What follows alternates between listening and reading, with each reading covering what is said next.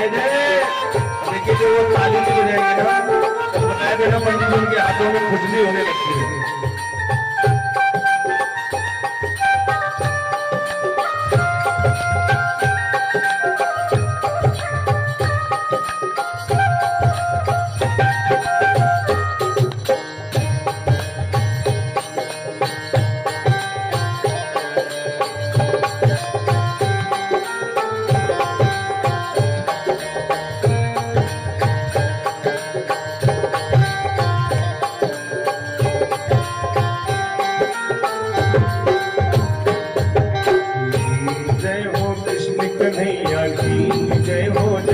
मैया की जय हो, कृष्ण कन्हैया की जय हो, यशोदा मैया की जय हो, कृष्ण कन्हैया की जय हो, यशोदा मैया की जय हो, कृष्ण कन्हैया की जय हो, यशोदा मैया की।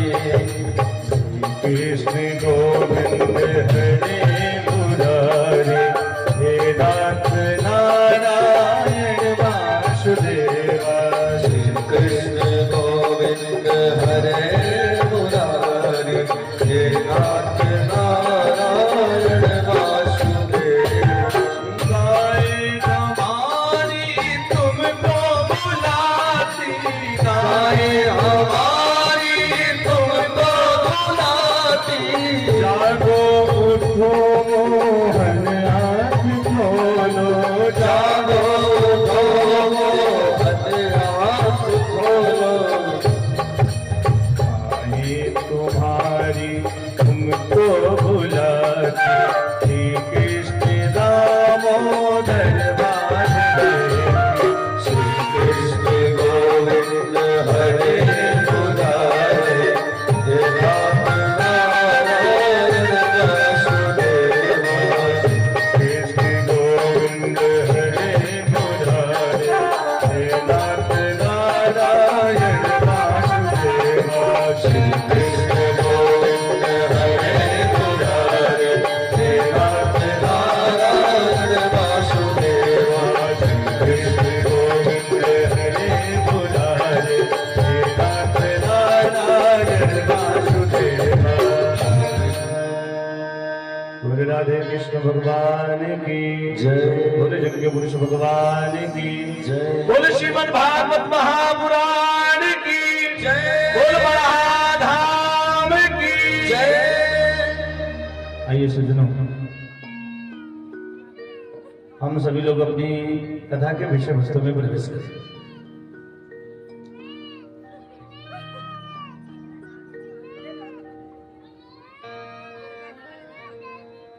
बहुत देर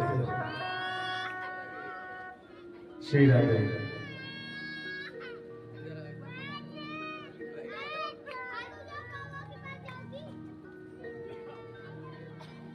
सज्जनों, आज मैंने बताया था कि भगवान के बचपन के मित्र हैं सुदामा जी महाराज, और सुदामा जी को लेकर के लोगों के मन में बहुत सारी भ्रांतियां हैं। अक्सर मैंने आमतौर पे लोगों को बातचीत करते हुए सुना है, लोग कहा करते हैं कि सुदामा जी दरिद्र थे। आज मैं आप लोग को बताऊंगा कि दरिद्र और गरीब में क्या अंतर है। एक अरबपति व्यक्ति को दरिद्र कहा जा सकता है, किंतु सुदामा जैसे संतोषी ब्राह्मण को दरिद्र नहीं कहा जा सकता। सुदामा ब्राह्मणों का शिरोमणि है। सुदामा जैसा ब्राह्मण इस संसार में हुआ है ना होगा, सच में। अब विचार करिए कि जिस सुदामा के चरणों को स्वयं लक्ष्मीपति भगवान विष्णु अपने हाथों से धुल रहा हो, वो सुदामा दरिद्र कैसे हो सकता है। दरिद्र की परिभाषा है दरिद्रः असंतुष्टः, जिसके मन में संतोष नहीं है ना वही दरिद्र है। और जब आवे संतोष धन, सब धन दूर समान। आज मेरे पास इतना है, थोड़ा और हो जाता तो, एक मकान है मेरे पास, एक और हो जाता लखनऊ में, लखनऊ में मिल गया, एक दिल्ली में भी होना चाहिए था मेरा। हम जीवन भर इच्छाएं समाप्त नहीं होती हैं, हमेशा हमारे जीवन में कुछ न कुछ घटा ही है। तो आप विचार करिए कि उससे बड़ा दरिद्र कौन हो सकता है। जिसे जितना भी है हम उतने में प्रसन्न हैं, मुझे इससे ज्यादा की आवश्यकता नहीं है। आवश्यकता ही आविष्कार की जननी होती है। सच में सुदामा जी के घर में अपार गरीबी है और पूरे श्रीमद् भागवत महापुराण में एक भी जगह सुदामा जी को दरिद्र शब्द से संबोधित नहीं किया गया, बल्कि मैं समझता हूं कि सुखदेव जी ने, वेदव्यास जी ने जितना सुंदर विद्वेषण, जितना सुंदर संबोधन सुदामा जी के लिए उपयुक्त किया है, प्रयोग किया है, बड़े से बड़े संतों के लिए भी नहीं किया गया है। बहुत पहले मैंने एक हिंदी की पुस्तक में पढ़ा था, मुझे याद नहीं आ रहा है मैं किस क्लास में था उस समय। उसमें एक कविता थी कि औरन को धन चाहिए, ब्राह्मण को धन केवल भिक्षा। लेकिन मेरा श्रीमद् भागवत महापुराण इस बात का विरोध करता है। सच अगर कोई व्यक्ति ब्राह्मण है, वह अपने कर्म से ब्राह्मण है, तो ब्राह्मण को भीख मांगने का अधिकार नहीं बताया गया। और यदि कोई व्यक्ति ब्राह्मण होकर के भिक्षाटन करता है, भीख मांगता है, तो सज्जनों उस व्यक्ति का ब्राह्मणत्व समाप्त हो जाता है।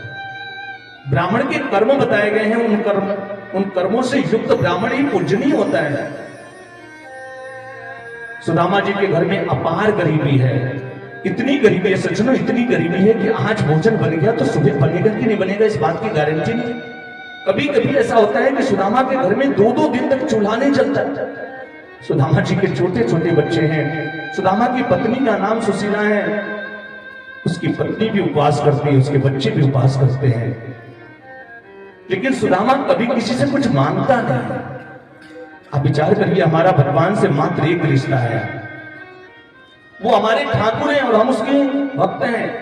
और जब हम भगवान के सामने जाते हैं ना, तो मांगने की पूरी झड़ी लगा देते हैं, खूब मांगते हैं भगवान से। और मेरा ठाकुर इतना दयालु है, इतना कृपालु है कि वो देता भी है। सुदामा जी का तो भगवान से 2-2 रिश्ते हैं। भगवान का मित्र भी है सुदामा, भगवान का भक्त भी है सुदामा। क्या सुदामा जी अगर भगवान से कुछ मांगते तो भगवान उनको नहीं देते? लेकिन सुदामा जी जान रहे हैं कि आज ये जो दुख, ये जो गरीबी में काट रहा हूं ना, ये कहीं ना कहीं मेरे कर्मों का प्रभाव है। मैंने कहा था कि गीता में भगवान ने कहा है कि अवश्य में वही भुक्तव्यम कृतम कर्म शुभाशुभम, व्यक्ति को उसके कर्मों का फल अवश्य भोगना पड़ता है। और हमें ये सोच लें कि हमने जो कर्म किया है वो हमें इसी जन्म में भोग के चले जाना, नहीं। ये कर्मों की खेती इतनी विचित्र है सज्जनों, इतनी विचित्र है कि जन्म जन्मांतर तक हमारा साथ नहीं छोड़ती। लोग कहते हैं ना कि पूर्व जन्म में कुछ बहुत अच्छा कर्म किया था। अब विचार करिए कि एक बेटा एक गरीब की झोपड़ी में पैदा होता है और एक लड़का किसी अरबपति के महल में पैदा होता है। दोनों लड़के ही है ना, लेकिन पूर्व जन्म का उसका कुछ कर्म ऐसा था कि वो टाटा बिरला के वहां पैदा हो गया, वो अंबानी के वहां पैदा हो गया। और वो जब अंबानी के यहाँ पैदा हुआ ना, तो वो कुछ भी ना करे, पैदा होते ही वो अरबों का मालिक हो गया। और एक गरीब की झोपड़ी में पैदा होने वाला, वो खूब मेहनत करके, खूब परिश्रम करे, खूब संस्कारी बने, लेकिन उसका गरीबी उसका साथ नहीं छोड़े। सुदामा जानता है कि मेरे कर्मों का प्रारब्ध है, और यदि आज मैंने भगवान से सुख मांग लिया ना, तो आगे चलकर के ये दुख मुझे पुनः दोबारा भोगना पड़ेगा। इसलिए सुदामा अपने दुख के दिनों में भी भगवान को स्मरण करता है, भगवान को याद करता है, और एक एक दिन बड़ा सुखपूर्वक व्यतीत करता है। सुदामा जी मंदिर में जाते हैं, कथा करते हैं, पूजन करते हैं, उसके बाद जो कुछ भी उनको मिल जाता है उससे ला करके अपने परिवार का जीविकोपार्जन करता है सुदामा। कभी कभी ऐसा होता है कि कुछ नहीं मिला, तो फसलों के कट जाने के बाद आपने देखा होगा खेत में कुछ अन्न के दाने गिर जाते हैं। उन अन्न के दानों को सुदामा चुन करके लाता है, और भागवत जी में उन अन्नों का बहुत बड़ा महत्व बताया गया है। वो सबसे पवित्र अन्न होता है जो अपने आप गिर जाता है, और उसको सुदामा उठा करके लाता है, धुलता है, सुखाता है, फिर उसके प्रति उसका टिक्कर बनाती है। एक सुदामा खाता है, एक उसके परिवार, उसके बच्चे खाते हैं। एक दिन तो सुदामा के घर में अजीब हो गया सच। सुदामा जी के घर में अन्न का एक भी दाना नहीं था। और गृहस्थ जीवन में रहने वाले व्यक्ति का यह नियम होता है कि परमात्मा इस संसार में व्यक्ति को सवेरे भूखा पेट उठाता जरूर है बिस्तर से, लेकिन यदि व्यक्ति कर्म करने वाला है, कर्मठी है, तो परमात्मा किसी को भी भूखा सुलाता नहीं है। और इसीलिए लोग कहते हैं कि कुछ न कुछ अवश्य खा लेना चाहिए, भूखा नहीं रहना चाहिए, उपवास नहीं करना चाहिए। भगवान का अपमान होता है। आज सुदामा के घर में कुछ भी नहीं है। सुदामा जी की पत्नी सुशीला एक मिट्टी के पात्र में जल भर करके लाती है, तुलसी पत्र रख करके लाती है, ला करके सुदामा जी को देती है और सुदामा से कहती है कि स्वामी भोजन कर लीजिए। सुदामा ने जब अपने हाथ में लिया ना तो उसमें भोजन नहीं था सचिन, केवल जल रखा था, तुलसी पत्र रखा था। सुदामा उस तुलसी पत्र को जल में डालता है और भगवान को याद करता है, तो दियम वस्तु गोविंदम तुभ्यमेव स्मरते। हे गोविंद, आज तुम्हारा दिया हुआ मेरे पास यही है, इसी स्वीकार कर लो। और सुदामा उस जल को पी करके सो जाता है। लेकिन सुदामा को नींद नहीं आ रही, मन में सोच रहा है कि मैं भूखा रह सकता हूं, मेरी पत्नी भी भूखी रह सकती है, मेरे बच्चे भी भूखे रह सकते हैं, लेकिन मेरे घर में जो ठाकुर जी बैठे हैं, जो शालिग्राम भगवान हैं, जिस ठाकुर जी को मैंने ला करके रखा है, आज उस ठाकुर जी को कुछ खाने के लिए नहीं मिला। आज मेरा भगवान भूखा है, आज उसको कुछ खाने के लिए नहीं मिला। क्या वाकई मेरे घर में कुछ नहीं है?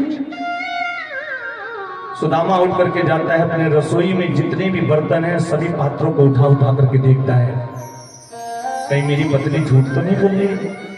आज मेरा ठाकुर, मेरा भगवान भूखा रह गया, मेरा भगवान उपवास कर रहा है। सुदामा ने सारे बर्तनों को खंगाला ना तो चावल के 2 दाने बचे थे। ध्यान से सुनिएगा, वो 2 दाना ही सुदामा का सर्वस्व था। उन 2 दानों को सुदामा लेकर के विचार करने लगा। विचार करता है कि ये दोनों दाना मेरा नहीं है, इसके एक दाने पे मेरी पत्नी का अधिकार है, क्योंकि वो अर्धांगिनी है मेरी। तो एक दाना ले जाकर के जहां सुशीला सोई थी ना उसके पास में रख दिया, और चावल का एक दाना लेकर के जाता है, मध्य रात्रि का समय, अपने ठाकुर जी के पास जहां भगवान की मूर्ति रखा था ना, उस मूर्ति के सामने ले जाकर के भगवान को समर्पित कर रहा है।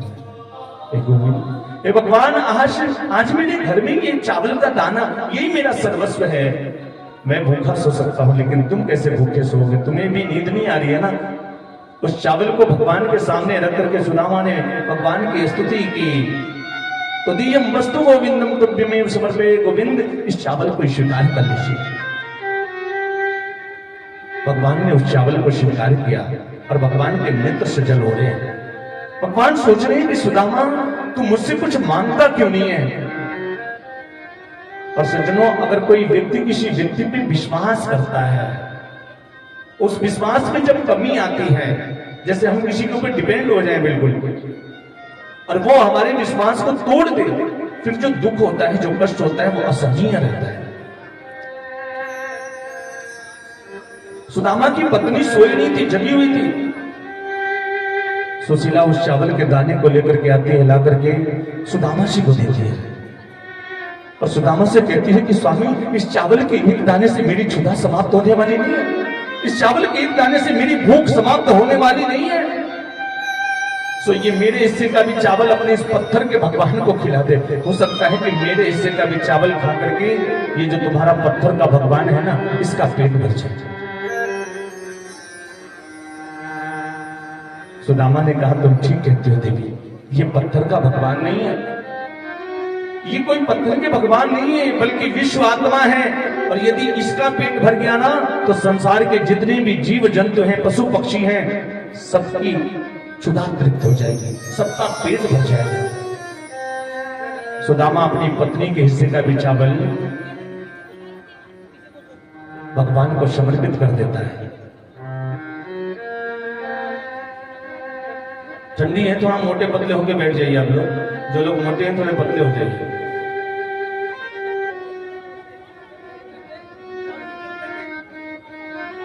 ठीक बने थे बाबू साहब, ठीक है, सुसज्जित है।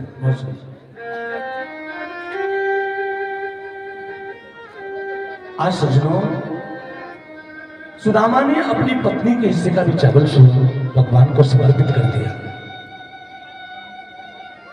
इधर प्रातः काल जब हुआ, सवेरा हुआ सज्जनों, आज 2 दिन हो गए थे और 2 दिनों से सुदामा के घर में भोजन नहीं बना था। 2 दिन से सुदामा जी के बच्चे भूख के मारे तड़प रहे थे, बिलख रहे थे। आज दूसरे दिन जब सुदामा के बच्चे प्रातः काल गांव से, अपने घर से बाहर गांव में जब खेलने के लिए जाते हैं और दूसरे बच्चों को जब कुछ खाते पीते हुए देखा है, उन बच्चों को जब खाते हुए देखा ना, तो सुदामा के बच्चे पहले से भूखे हैं। एक दिन मैंने कहा था कि नींद न जाने टूटी खात और भूख न जाने जूठी खात।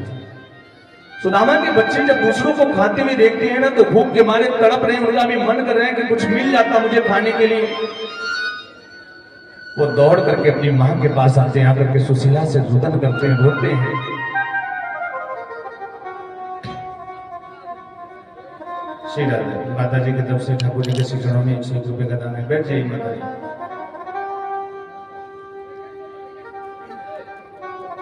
अपनी मां से आके कहते हैं, मां बहुत जोर से भूख लगी है, कुछ खाने के लिए दो ना।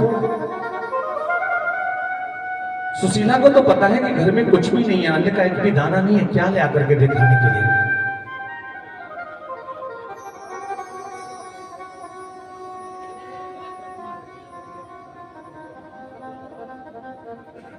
जाओ नहीं बेटा, बैठ जाओ, आप लोग कहीं भाग रहे हो।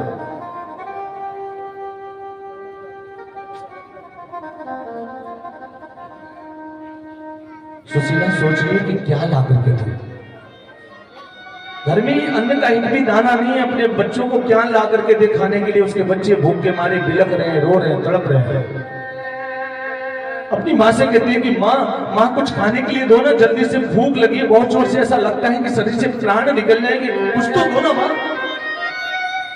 उस समय सुदामा जी की पत्नी अपने बच्चों से कहती है कि बेटा आज एकादशी का व्रत है और एकादशी के दिन भोजन नहीं किया जाता है। सुदामा ने जब ये सुना ना तो भगवान से जाकर के कहता है कि बाहरे गोविंद क्या माया है तेरी। दुनिया के लोगों के वहां, संसार के लोगों के वहां 15 दिन में एक बार एकादशी का व्रत आता है और मेरे वहां तो रोज ही एकादशी रहती है। अरे मैंने अगर कोई अपराध किया है तो उसका परिणाम मेरे बच्चों को क्यों देता है? मेरे बच्चे भूख के मारे मर जाएंगे गोविंद। आज सुशीला से अपने बच्चों का दुख नहीं देखा गया। सुशीला रोते हुए सुदामा जी के चरण पकड़ लेती है और सुदामा से कहती है कि स्वामी मैंने सुना है द्वारकाधीश भगवान श्री कृष्णचंद्र आपके बचपन के मित्र हैं। सुदामा ने जब कन्या का नाम सुना ना तो सुशीला से कहता है कि देवी आज तुमने मुझे कितनी पुरानी बात याद दिला दी। अरे वो मेरे बचपन का मित्र ही नहीं बल्कि मेरा लंगोटिया यार भी है। सुशीला ने कहा कि क्या आपको कभी अपने मित्र से मिलने की इच्छा नहीं करती? आपका मन नहीं होता कि मैं अपने मित्र से जाकर के मिलूं? सुदामा रोने लगा और रो करके कहता है कि इस संसार में कौन ऐसा भागा व्यक्ति होगा, ऐसा कौन व्यक्ति होगा जो भगवान को मित्र पाकर के उनसे मिलना नहीं चाहेगा। लेकिन हे देवी शास्त्र कहता है कि 3 स्थान पे कभी खाली हाथ नहीं जाना चाहिए, कुछ न कुछ लेकर के जाना चाहिए।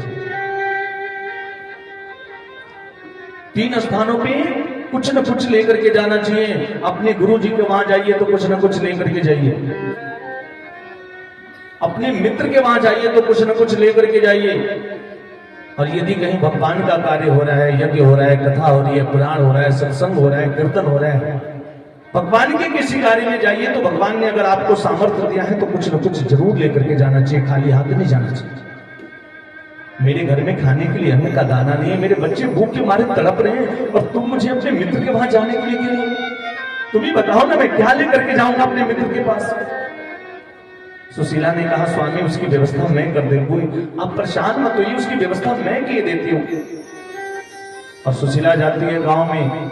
भागवत जी में लिखा है कि याचित्वा चतुर्मुष्टि विप्रान पृथक तंडुलाम। याचित्वा यानी याचना करके, पृथक मने अलग अलग घरों से 4 मुट्ठी चावल मांग करके लाई है। क्या एक घर में 4 मुट्ठी चावल मांगती तो नहीं मिलता, लेकिन वो जानती है कि सुदामा वहां जाने के बाद भी भगवान से कुछ मांगने वाला नहीं है। ये 4 घरों के चावल हैं, कोई मोटा चावल है, कोई पतला चावल है, कोई टूटा हुआ चावल है। और इन चावलों को देख करके मेरा गोविंद समझ जाएगा कि सुदामा के घर में कितनी विपन्नता है, कितनी गरीबी है। उस चावल को लाती है, पोटली में सजाया है और सुदामा जी को तैयार कर रही है, निवेदन कर रही है, प्रार्थना कर रही है और सुदामा जाने के लिए तैयार नहीं है।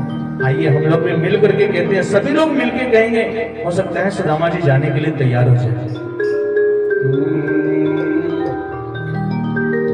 अरे तनी चली जैता पिया कान्हा के नगरिया,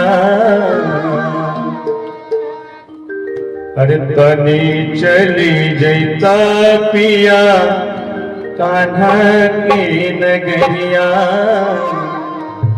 कान्हा बचपन के यार मानो बतिया हमार, तनी चली जैता चली जैता, तनी चली जैता पिया कान्हा के नगरिया, तनी चली जैता पिया कान्हा के नगरिया। सुननी बतिया तोहार कान्हा बचपन के यार, सुननी बतिया तोहार कान्हा बचपन के यार, दिलदार कैसन यार कैसन, तनी चली जैता पिया कान्हा की नगरिया, तनी चली जैता। और सभी लोग मेरी मेरी ताली बजा के सुदामा जी को भेजना ही है ना।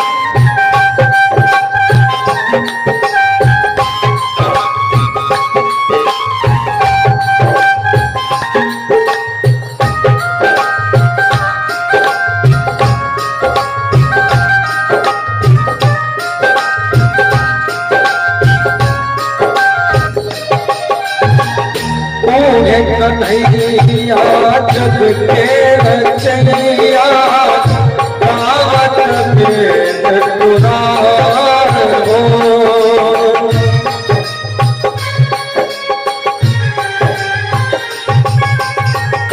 सबके सहैया दुखियन के भैया, जानत सगरो जहान हो।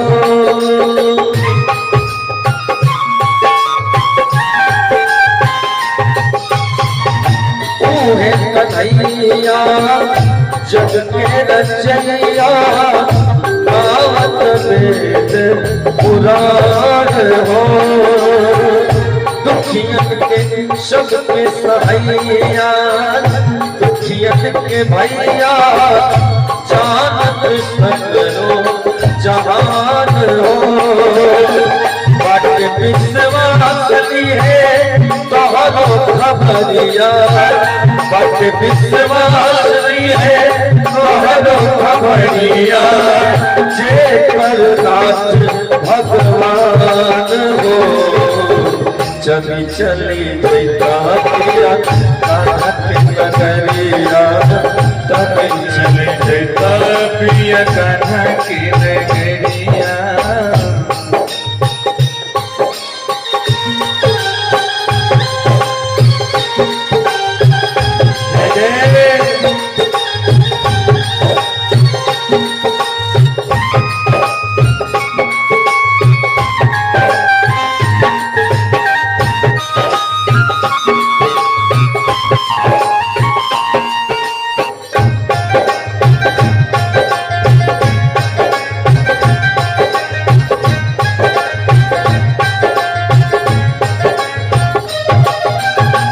दुखवा सहत दिन बीतल समैया, जिंदगी भइल बेकार हो,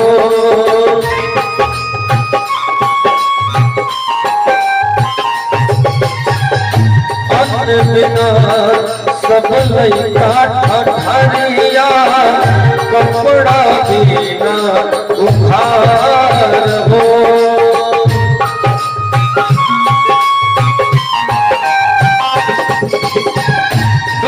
सहत दिन बीतल समैया, जिंदगी भइल बेकार हो, अन्न बिना सब लइका ठठरिया, कपड़ा बिना उघार हो। तोहरो कन्हैया जब सुनिए गोहरिया, तोहरो कन्हैया जब सुनिए गोहरिया, करिए सरकार हो, तनी चली जैता पिया कान्हा के नगरिया, तनी चली जैता पिया कान्हा के नगरिया। सुननी बतिया तोहार कान्हा बचपन के यार सुन ली बतिया तोहार कान्हा बचपन के यार दिलदार कहीं सुन यार कहीं सुन कहीं चली गईया किया कान्हा के नगरिया कहीं चली गईया सभी लोग मिलकर ताली बजाएंगे, ठंडी नहीं लगेगी। सभी लोग एक बार चली गईया नगरिया कहीं चली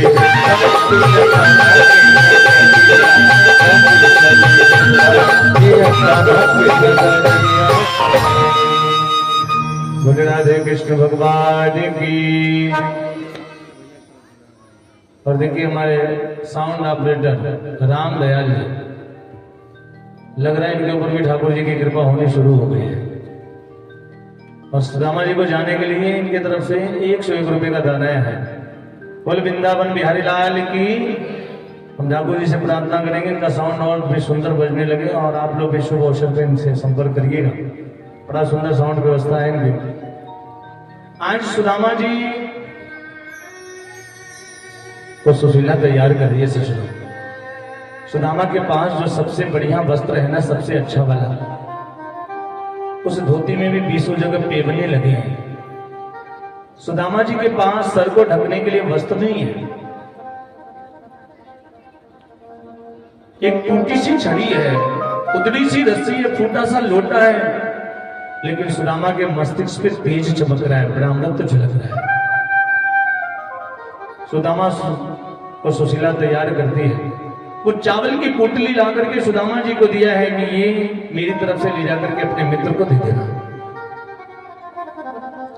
सुदामा जी आज भगवान से मिलने के लिए जा रहे हैं। मनी मन बहुत प्रसन्न है सुदामा। आज कई वर्षों के बाद, बचपन के बाद अपने मित्र से मिलूंगा। आज सुदामा अपने मित्र से मिलने के लिए चला। कहते हैं ना सज्जनों, चले श्याम सुंदर से मिलने सुदामा, गाते चले मन में हरे कृष्ण रामा। चले श्याम सुंदर से मिलने सुदामा,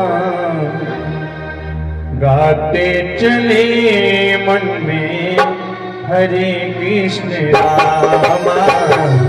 गाते चले मन में हरे कृष्ण रामा, गाते चले मन में हरे कृष्ण रामा। श्री राम जय राम जय जय राम, श्री राम जय राम जय जय राम, जय जय विघ्न हरण हनुमान, जय जय विघ्न हरण हनुमान। ओ चले श्याम सुंदर से मिलने सुदामा, चले श्याम सुंदर से मिलने सुदामा, गाते चले मन में हरे कृष्ण रामा। गाते चले मन में हरे कृष्ण रामा। श्री राधे। देखो लड़कियां, तुम्हारा बाल नोच रही है वो।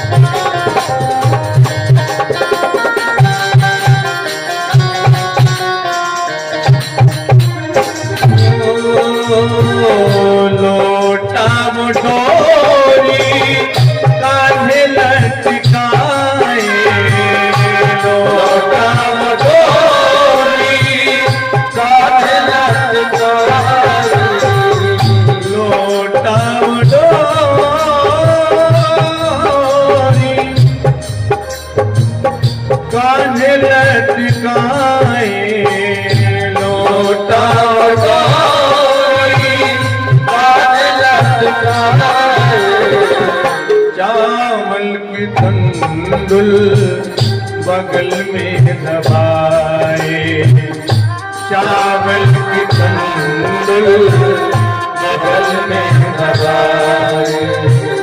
चल पहुँचे सुदामा श्री कृष्ण धामा, पहुँचे सुदामा श्री कृष्ण धामा। राधे श्याम और चले श्याम सुंदर से मिले सुदामा, चले श्याम सुंदर से मिले सुदामा, चले श्याम सुंदर से मिले सुदामा, चले श्याम सुंदर से मिले सुदामा। बोल वृंदावन बिहारी लाल की। और एक बार सभी लोग दोनों हाथ उठाएंगे, सभी लोग जो लोग मानते हैं कि हम भगवान के ठाकुर जी के भक्त हैं, सभी लोग ताली बजा के गाएंगे। चले श्याम सुंदर से मिले सुदामा, चले श्याम सुंदर से मिले सुदामा,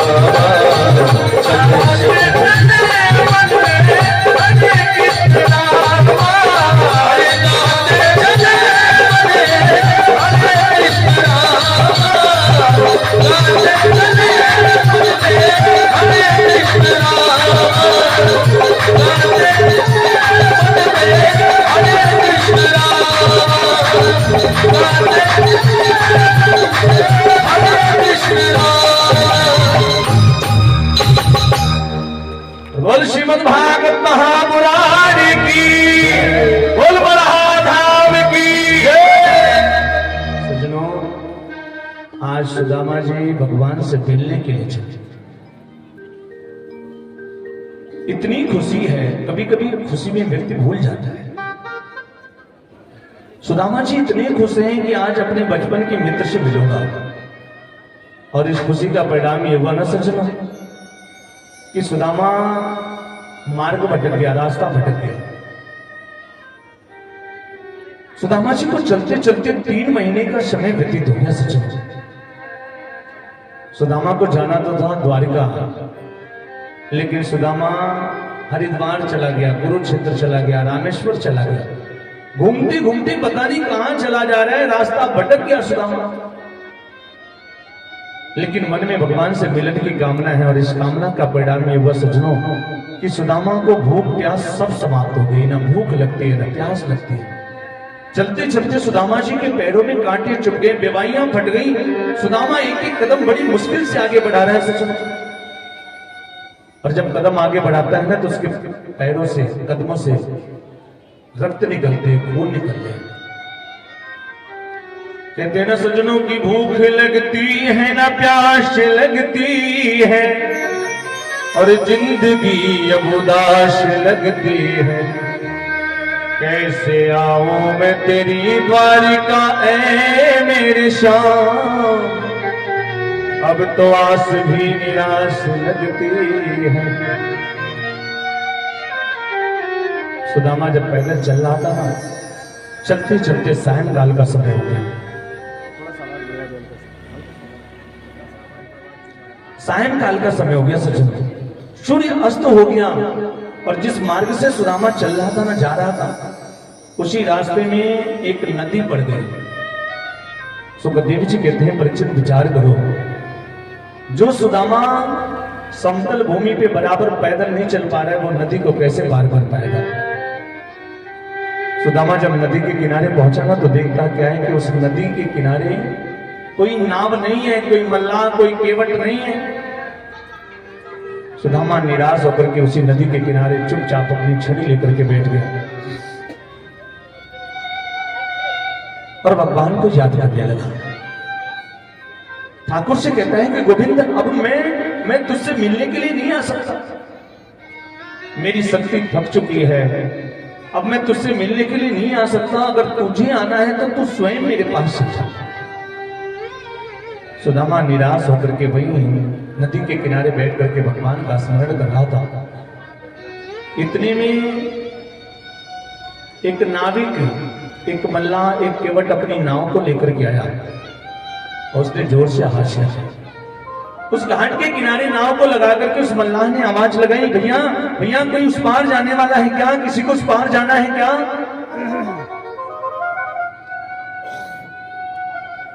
सुदामा ने जैसे सुना ना, दौड़ करके गया, भैया भैया रुको रुको, मुझे जाना है उस पार, रुको मुझे जाना है उस पार। और सुदामा जी जैसे ही उस नाव में अभी एक पैर ही रखे थे, मैं आपको स्पष्ट करके बता दूं, ये केवट कोई और नहीं बल्कि स्वयं भगवान थे सुदामा जी को उस पार ले जाने के लिए आए थे। सुदामा ने जैसे नाव में एक पैर रखा, भगवान ने सुदामा की परीक्षा लेनी शुरू की। उस परिस्थिति में भी भगवान सुदामा की परीक्षा ले रहा है। भगवान जब परीक्षा लेता है ना, तो सज्जनों सबसे पहले जितने हमारे सगे संबंधी है ना, सबसे दुराव करा देता है। व्यक्ति के सामने ऐसी विषम परिस्थितियां ला करके खड़ा कर देता है कि व्यक्ति अब से भी मेरा मार्ग छोड़ दे, मेरा रास्ता छोड़ दे, मुझे छोड़ करके अपने संसार में चला जाता है। और उसके बाद भी जब व्यक्ति अडिग रहता है तो भगवान उसे अपने शरण में देता है। भगवान ने सुदामा से पूछा कि बाबा जी ऐसी नाव में आकर बैठ गए कि कुछ खिवाई देने के लिए दक्षिणा वगैरह भी रखते हो? और जैसे सुदामा ने दक्षिणा का नाम सुना ना, सुदामा जो एक पैर नाव में रखा था ना, उसको भी बाहर निकाल लिया। बाबा मेरे पास नहीं है कुछ देने के लिए, जाओ जाओ, मुझे नहीं जाना उस पार, मुझे नहीं बैठना तुम्हारी नाव में, मेरे पास देने के लिए कुछ नहीं है भैया, एक भी कुछ नहीं है मेरे पास। केवट ने कहा बाबा जी नाराज क्यों होते हो? आप जैसे लोगों को तो मैं फ्री में पार लगाता हूँ, बैठो तो सही नाव में। सुदामा जी नाव में बैठ गए, भगवान नाव को चलाना शुरू कर दिए, लेकिन बिल्कुल एक टकटकी लगा करके सुदामा की तरफ भी देख रहे। सुदामा उस नाव में बिल्कुल डरा सहमा सा बैठा हुआ है। सुदामा ने बड़े भोलेपन से पूछा, क्यों रे केवट भैया, तुझे बार बार मुझको क्यों देखता है? केवट ने कहा, पंडित जी बुरा ना मानो तो एक बात पूछना चाहता हूं, आप जा कहां रहे हो? सुदामा ने बड़े गर्व से कहा, तुमने द्वारकाधीश का नाम सुना है कभी? उस केवट ने कहा, कौन नहीं जानता उनको, द्वारका के धीश हैं, इतने बड़े राजा हैं, उनको कौन नहीं जानता? सुदामा ने कहा, वो मेरे बचपन का मित्र है, जो द्वारकाधीश है ना, वो मेरे बचपन के मित्र हैं और मैं अपने मित्र से मिलने के लिए जा रहा हूं। केवट ने कहा, बाबा जी झूठ कब बोला? मैंने कह दिया ना कि मैं तुमसे किराया नहीं लूंगा, एक भले आदमी का नाम क्यों बदनाम कर रहे हो? कहां तुम कहां वो, तुम्हारे चरणों में चरण पादुका तक नहीं है, उसके चरणों में हीरे की चरण पादुका सुशोभित होती है, उसकी पीतांबरी बिजली के कीड़ों को भी मात दे सकती है, और ऐसे द्वारकाधीश को अपना मित्र बता रहे हो? सुदामा निराश हो गया और फिर भी उस केवट से कहता है कि जा जा, तुझे क्या पता, मैंने तो जीवन भर नाव चलाई है, तुझे क्या पता? हमारा गोविंद, हमारा मित्र किसी के वस्त्रों को नहीं देखता, उसके सौंदर्य को नहीं देखता, उसके वैभव को नहीं देखता, वो तो ये देखता है ना कि हमारा मन कितना सुंदर है। ये सुनकर के भगवान के नेत्रों में आंसू छलके। मेरा गोविंद सोचने लगा कि दुनिया कितनी बदल गई, संसार कहां से कहां चला गया, लेकिन मेरा सुदामा आज भी वही पुराना सुदामा है। सुदामा के अंदर तनिक भी परिवर्तन नहीं है। भगवान ने सुदामा जी को उस पार लगाया। वहां जाकर के सुदामा ने पूछा, केवट भैया अभी द्वारिका यहाँ से कितनी दूर है? बोले ज्यादा दूर तो नहीं है महाराज, लेकिन आपको देख करके मुझे लगता है कि आप पूरे दिन पूरी मेहनत से चलोगे ना, तो एक दिन में खूब मेहनत करके चलोगे तो 5 किलोमीटर से ज्यादा नहीं चल सकते, और इस हिसाब से अभी आपको यहाँ से जाने में 15 दिन का समय लगेगा। सुदामा ने जब ये बात सुना ना, उस नदी के किनारे एक मिट्टी का ढेला, एक वृक्ष के नीचे मिट्टी का ढेला था, उसको ही तकिया बना करके वही लेट गया। भगवान से कहता है, गोविंद अब मैं तेरे लिए एक कदम भी नहीं चल सकता, अगर तुझे मेरी आवश्यकता है तो अपने पास बुला लेना, अभी सुदामा आने वाला नहीं है, मुझसे चला नहीं जा रहा है।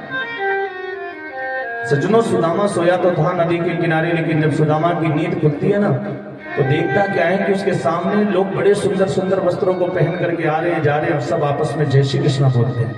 आप लोग भी बोलिए ना एक बार, जय श्री कृष्णा। सुदामा ने भी लोगों से कहा, भैया जय श्री कृष्णा ये कौन सी जगह है? लोगों ने कहा, बाबा जी ये द्वारिकापुरी है।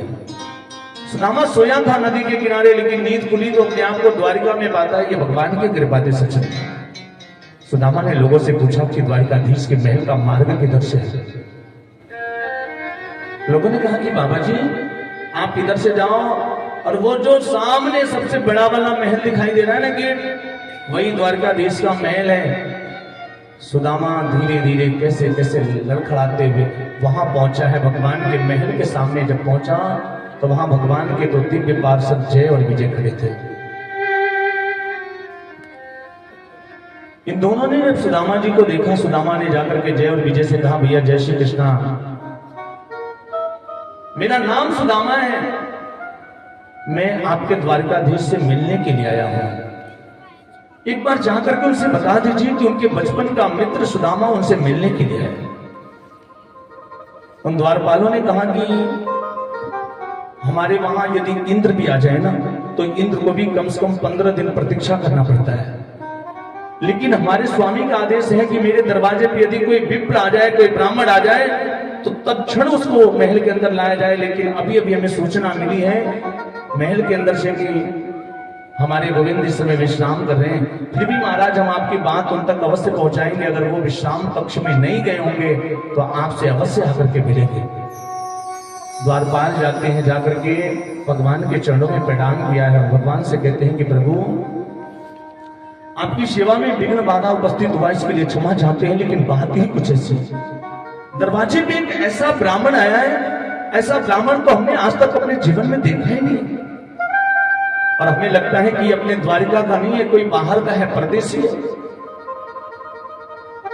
द्वारपालों ने हाथ जोड़ करके भगवान से कहा, किसी से पगान जगातन पे प्रभु जाने को आई बसे के ही ग्रामा, धोती फटी सी लठी दुपटी आय वो पाशन की नहीं श्यामा।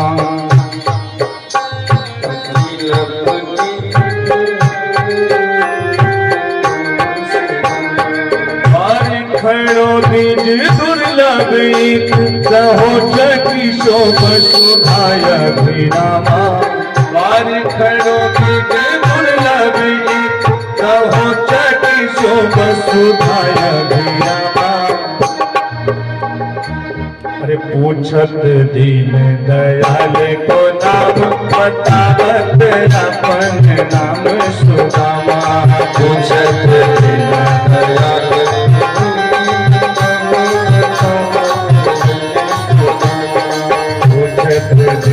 दयाली को धाम बतावत अपन नाम सुदामा, पूछत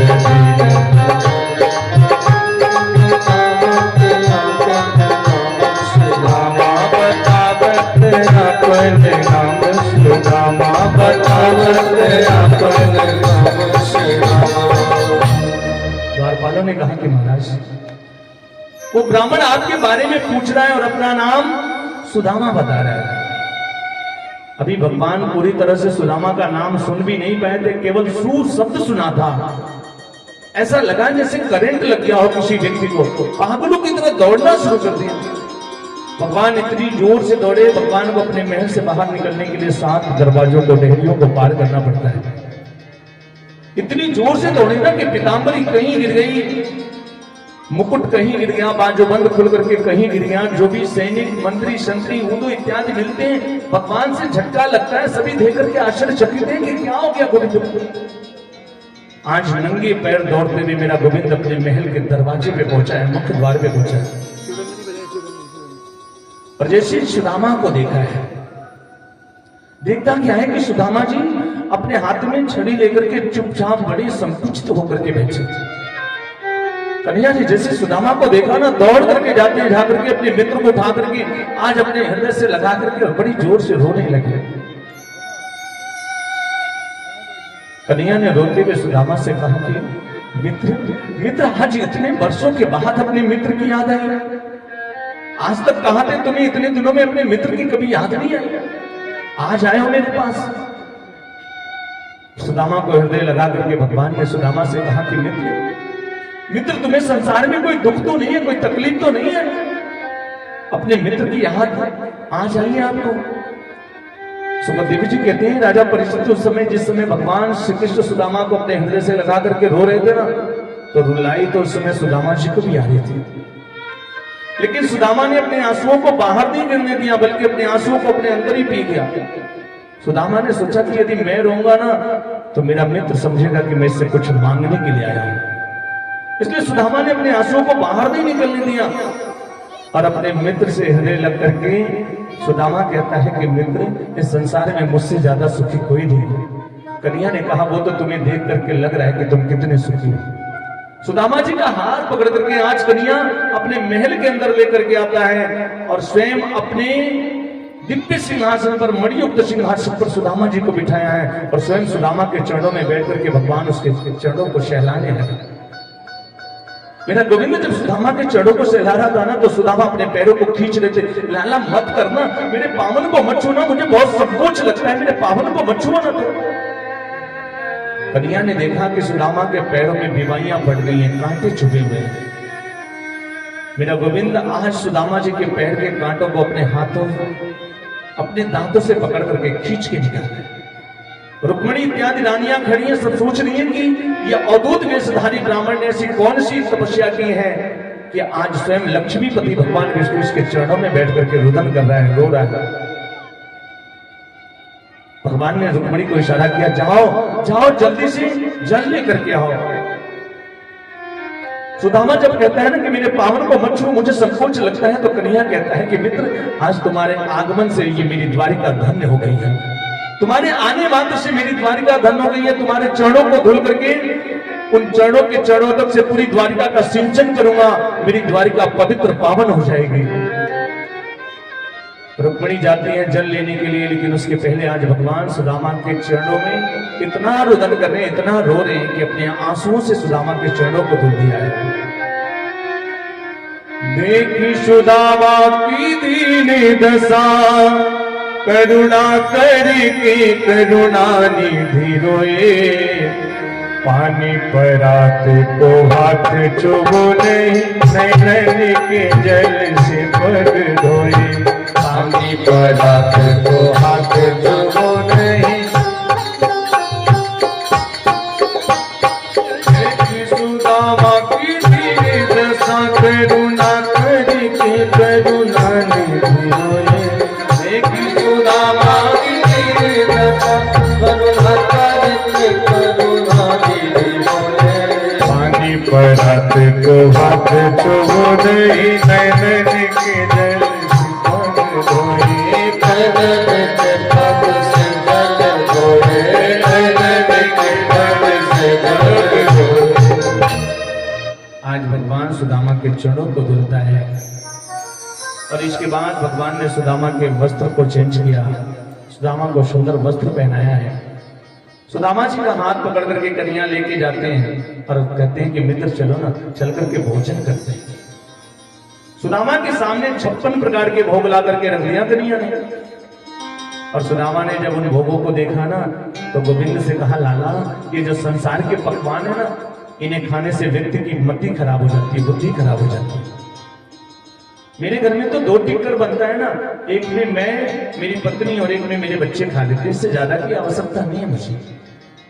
कन्हैया ने कहा कि हे सुदामा जी, इन्हीं पकवानों को व्यक्ति जब मेरा प्रसाद समझ करके ग्रहण करता है ना तो उसके मति में, उसके बुद्धि में, उसके विवेक में कोई विकृति, कोई दोष उत्पन्न नहीं होता है।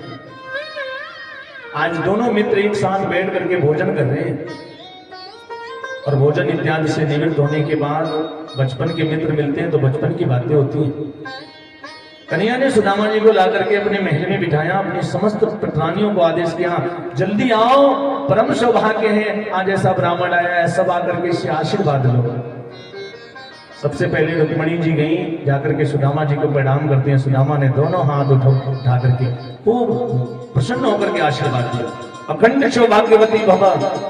उसके बाद जामंती जी आती हैं, सत्यभामा आती हैं, लक्ष्मणा आती हैं, भद्रा आती हैं। तकरीबन भगवान की 25 पत्नियों ने प्रणाम किया। सुदामा बड़े खुश होकर के दोनों हाथ उठा करके आशीर्वाद देते। लेकिन इतना दुबला पतला ब्राह्मण है ना कि आशीर्वाद देते देते दाहिना हाथ थक गया उसको। तो बाएं हाथ से दाहिने हाथ को बड़ी मुश्किल से उठा पा रहा है, दर्द होने लगा हाथ में, बड़ी मुश्किल से हाथ उठा करके आशीर्वाद दे रहा है। 30-35 की संख्या जब पूरी हो गई और इधर लाइन खत्म होने का नाम ही नहीं ले रहा। सुदामा ने कन्हैया से कहा, कन्हैया जरा अपना कान इधर लाओ मेरे पास में। कन्हैया ने कहा, क्यों, क्या बात है? बोले एक बात बता, भी कितनी और बाकी है आशीर्वाद लेने के लिए? कन्हैया ने कहा, अभी तो गिनती शुरू भी नहीं हुई है, 16,108 है ये। सुदामा ने कहा, तो एक बात बता, ये सारी तेरी अपनी खुद की पत्नियां किराए पे लेके आया है, और इतनी पत्नियों को आशीर्वाद देना मेरे बस की बात नहीं है। तो एक काम कर, सबके हिस्से का तू मुझे प्रणाम कर ले, मैं तुझे आशीर्वाद देता हूं, तो बांटता रहना सब। नमस्कार इत्यादि से निवृत्त होने के बाद बचपन के मित्र मिलते हैं तो बचपन की बातें होती हैं। आज कन्हैया ने सुदामा जी से कहा कि मित्र, तुम्हें याद है ना, बचपन में जब तुम गुरुकुल में गुरुजी के आश्रम में पढ़ते थे, उस समय गुरुजी कहा करते थे कि मेरे सभी शिष्यों में सुदामा सबसे होनहार है, और उस समय तुम्हारी बड़ी मोटी सी चुटिया हुआ करती थी। चुटिया समझते हैं ना, चिड़की हुआ करती थी, शिखा हुआ करती थी, और हम लोग तुमको चिढ़ाते थे। हम लोग कहते थे, पंडित जी ब्याह करियो, तो तुम बड़े नाराज होते थे। सही सही बताओगे तो तुमने शादी किया कि नहीं किया? सुदामा जी ने कहा, इच्छा तो बिल्कुल नहीं थी, लेकिन माता पिता के कहने की वजह से विवाह करना पड़ा। मित्र, तुम्हारी भाभी को नाम सुशीलो है। कन्हैया ने कहा, मित्र, तुमने विवाह भी कर दिया और अपने मित्र को निमंत्रण तक नहीं दिया? सुदामा जी ने कहा, मैंने तो एक विवाह किया, निमंत्रण नहीं दिया, लेकिन तूने तो इतने सारे 16,108 विवाह किया, तूने कौन सा मुझे निमंत्रण भेजा था? कन्हैया ने कहा कि क्या करूं, परिस्थिति कुछ ऐसी थी, 1 घंटा पहले पता ही नहीं था विवाह होने वाला है, और एकदम से विवाह होते गए। कन्हैया ने कहा, चलो छोड़ो ये सब बातें। मित्र, ये भाभी वाली बात मैंने क्यों पूछा तुम्हें पता है? क्योंकि तुमसे तो मुझे कोई उम्मीद नहीं है, लेकिन यदि घर में भाभी आई है, घर में भाभी है, तो भाभी मेरे लिए कुछ न कुछ जरूर भेजी होगी। बताओ मेरी भाभी ने मेरे लिए क्या भेजा है? सुदामा उस चावल को छुपाने लगा, सोचने लगा, ये तो मेरा मित्र है, लेकिन इसकी जो पटरानियां हैं, अलग अलग राजघरानों की राजकुमारियां हैं, और इनके सामने मैं चावल दूंगा, ये क्या सोचेंगे कि कैसा मित्र आया है, अपने मित्र को उपहार में चावल लेके आया है। सुदामा चावल को छिपाने लगा। सुदामा जी ने कहा कि मित्र, ये भाभी वाली बात बाद में कर लेंगे, थोड़ी और बचपन की बातें करते हैं। याद है ना, एक बार जब खूब बारिश हो रही थी और हम लोग साकल्य लेने के लिए, समझा लेने के लिए गए थे, उस समय गुरु माता हमें ढूंढते ढूंढते जंगल में आई थी। कन्हैया ने कहा, वो सब मुझे पता है, तुम तो बस ये बताओ मेरी भाभी ने मेरे लिए क्या भेजा? मेरी भाभी ने क्या भेजा है? सुदामा ने कहा, लाला तुम्हारी ये आदत अच्छी नहीं है, जहां बात के पीछे पड़ जाते हो फिर भूलते नहीं। मैं कह रहा हूं भाभी वाली बात बाद में कर लेंगे, थोड़ी नेक बचपन की बातें करते हैं। कन्हैया ने कहा, देखो तुम इधर उधर की बातें मत करो, मुझे सीधे सीधे बताओ मेरी भाभी ने मेरे लिए क्या भेजा है? सुदामा ने कहा, देख तू मानेगा नहीं, तेरी बचपन की आदत अभी गई नहीं है। अगर तू नहीं मानेगा ना, तो तुम्हारी सारी पत्नियों के सामने तुम्हारी बेइज्जती कर दूंगा मैं। कन्हैया ने कहा, कौन सी बेइज्जती करोगे मेरी? सुदामा ने कहा, इनके सबके सामने कह दूंगा, ये जो तुम्हारे द्वारिकाधीश है ना, ये बचपन में गोकुल की गलियों में नंगे नंगे घुमा करते थे, और जिस ग्वालन की इच्छा होती थी वो कहती थी, कन्हैया थोड़ा नाच के दिखा ना, मैं तुझे माखन खिलाऊंगी, और थोड़ी सी माखन के लिए गोकुल की गलियों में नंगे नंगे नाचते थे। भगवान ने कहा, सुदामा जी, मेरी बचपन की लीलाओं की वजह से तो इतनी सारी पटरानियां हैं मेरी, और मेरी लीलाओं के बारे में इनसे ज्यादा और कौन जान सकता है? आप तो बस ये बताओ मेरी भाभी ने मेरे लिए क्या भेजा है? इतने में भगवान ने देखा सुदामा जी को छुपा रहे हैं। भगवान ने स्वयं हाथ आगे बढ़ाया और सुदामा से कहते हैं, अभी भी चोरी की आदत गई नहीं तुम्हारी? उस पोटली को भगवान ने जबरदस्ती छीन करके जैसे अपने हाथ में लिया, उस पोटली को खोला है। सच में उस पोटली को खोला है, चावल को देखते ही समझ गए कि ये एक घर का चावल नहीं है, सुदामा के घर का चावल नहीं है। ये चावल कोई मोटा चावल है, कोई पतला चावल है, कोई टूटा हुआ चावल है। समझ गए कि ये कई घरों का चावल है। भगवान ने उस चावल में से एक मुट्ठी चावल लिया, और जैसे एक मुट्ठी चावल खाया ना, सुदामा को इस पूरे मृत्यु लोक का सुख दे दिया। दूसरी मुट्ठी चावल को खाया, स्वर्ग का भी सुख सुदामा को समर्पित कर दिया, और तीसरी मुट्ठी लेकर के खाना चाहता था, अपना वैकुंठ भी सुदामा को देने जाना था। रुक्मिणी मियां ने इशारे में कहा, बड़े दानी बने हो, सब कुछ इस ब्राह्मण को दान कर दोगे, अपना घर भी दान कर दोगे, फिर हम लोग कहां रहेंगे? भगवान ने इशारे में रुक्मिणी से कहा कि रुक्मिणी, जिस समय सुदामा के घर में चावल के 2 दाने थे ना, वो 2 दाना ही सुदामा का सर्वस्व था। और सुदामा ने अपने लिए कुछ नहीं रखा, वो दोनों दाना ला करके मुझे समर्पित कर दिया। सो मित्रता तो तभी बराबर होगी ना कि मैं भी अपने मित्र के लिए अपना सब कुछ समर्पित कर दूं, अपने लिए कुछ भी ना रखूं। तब रुक्मिणी मियां ने कहा, बड़े दानी बने हो, भूल गए वो बात जब एक ब्राह्मण ने तुम्हारे सीने पे लात मारी थी? एक बार की बात है, भृगु ऋषि भगवान विष्णु के सीने पे जाकर के बड़ी जोर से एक लात मारे थे। उस समय लक्ष्मी जी भगवान विष्णु के चरण दबा रही थी। जैसी भगवान विष्णु के सीने पे भृगु ऋषि ने लात मारा ना, भगवान विष्णु तुरंत उठ करके बैठ गए और भृगु ऋषि के चरणों को सहलाने लगे। प्रभु, ये मेरा वक्षस्थल बड़ा कठोर है और आपके चरण बड़े कोमल हैं, आपको चोट तो नहीं लगी? लेकिन आप विचार करिए कि किसी की पत्नी के सामने उसके पति को कोई अपमानित करे तो पत्नी को कैसा लगेगा। लक्ष्मी जी को यह बात अच्छी नहीं लगी।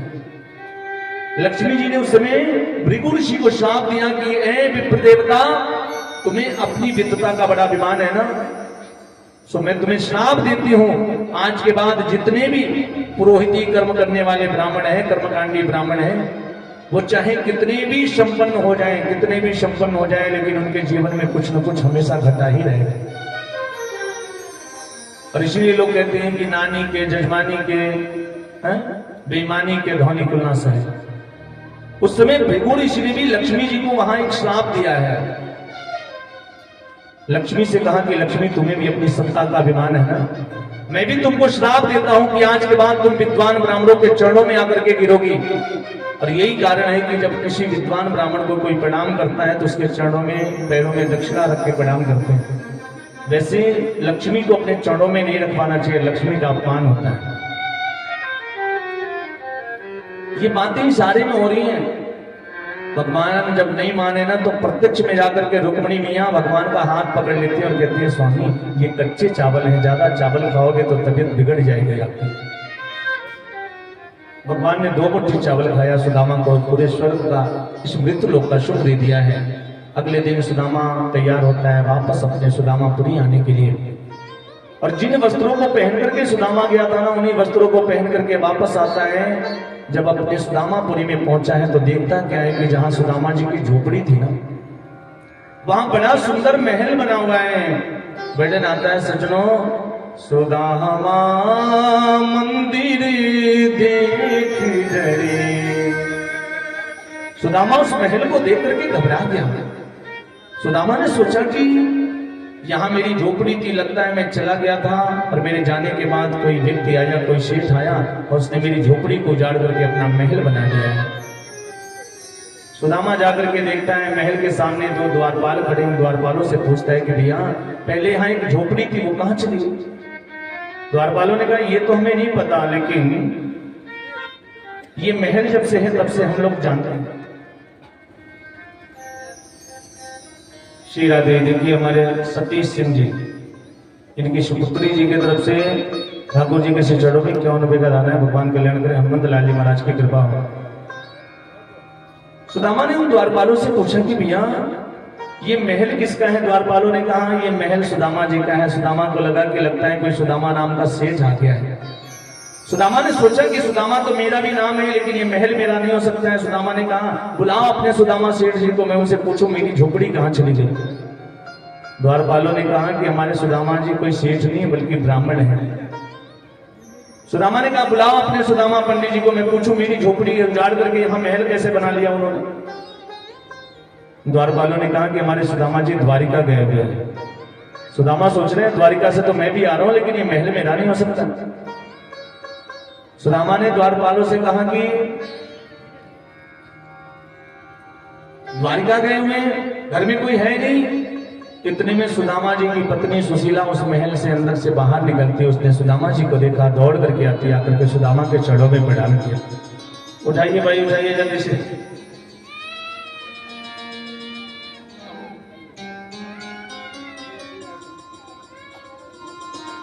बोले राधे कृष्ण भगवान की जय। बोली कि लाइए। सुदामा जी की पत्नी सुशीला बाहर निकलती है, आकर के सुदामा जी के चरणों में प्रणाम किया। प्रणाम करने के बाद सुदामा का हाथ पकड़ करके अपने महल के अंदर लेकर के जाती है। सुदामा अपनी पत्नी से कहता है कि देवी, इतने दिनों में तुम्हारे पास इतना धन संपत्ति वैभव कहां से आ गया? कहीं तूने कोई गलत मार्ग तो नहीं अपना लिया? सुशीला ने कहा, स्वामी ये सब आपके द्वारकाधीश की कृपा है। सुदामा ने कहा, उसने मुझे तो कुछ नहीं दिया। मैं जिन कपड़ों को पहन करके गया था उन्हीं कपड़ों को पहन करके वापस आया, मुझे उसने कुछ नहीं दिया और तुझे इतना कुछ दे दिया। सुशीला ने कहा, स्वामी आपको दर्शन की इच्छा थी इसलिए आपको दर्शन मिला, मुझे धन की इच्छा थी इसलिए मुझे धन मिला। सुदामा ने कहा, मिल गया ना धन, हो गई ना अब तो धनवान, अब सोने की रोटी बनाओ, चांदी की चटनी बनाओ, खाती रहो, मैं तो चला भगवान का भजन करने, मुझे नहीं रहना इस महल में। और सुदामा जैसे ही मुड़ करके बाहर निकलने के लिए तैयार होता है ना, इतने में भगवान अपनी बंसी को बजाते हैं। सुदामा पीछे मुड़ करके देखता है, वो द्वारकाधीश सुदामा जी को उस महल में बैठा है। भगवान के पास जाकर के सुदामा ने भगवान को प्रणाम किया और कहते हैं कि प्रभु आपने इतनी धन वैभव संपत्ति मुझे क्यों दे दी? कन्हैया ने कहा कि सुदामा जी मैंने आपको कुछ नहीं दिया है, ये सब आपके कर्मों का प्रारब्ध है, और जो संपत्ति मैंने आपको दिया है इसे प्रजा के धर्म कार्यों में खर्च करिए, प्रजा को धर्म के प्रति प्रेषित करिए, आकर्षित करिए। इसके बाद भगवान वहां से चले जाते हैं। सुदामा ने अनंत वर्षों तक राज्य प्रशासन को किया है और अंत में भगवान के धाम की प्राप्ति हुई है। बोल विप्र सुदामा जी महाराज की जय, बोल राधे कृष्ण भगवान की जय। आइए सज्जनों, इसके बाद हम लोग एकादश स्कंद में प्रवेश करेंगे। 2 मिनट सभी लोग संकीर्तन करते हैं और पुनः कथा को हम लोग आगे बढ़ाएंगे। हो जादू भरी तेरी आंखें जिधर गई, हो जादू भरी जादू भरी